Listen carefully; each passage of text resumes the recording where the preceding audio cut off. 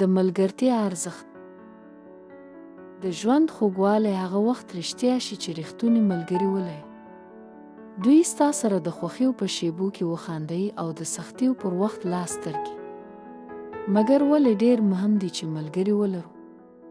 راځئ دا پوښتنه ځواب کړو.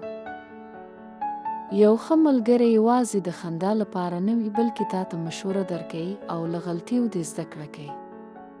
هغه وختونه یاد کړه کله چې یوه خبره دې زړه ته بوج وه او ستا ملګري درسره ژمن وو. داسې اړیکې د ژوند اصلي پانګه ده. ملګري ډېر نه بلکې ښه وي ارزښت لري.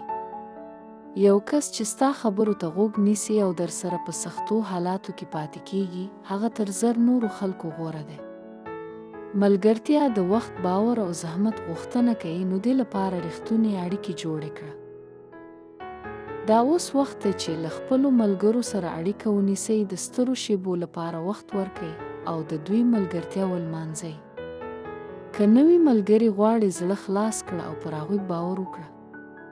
اوس اقدام وکړه، ځکه هر رښتینی دوست د ژوند یوه ستره سرمایه ده.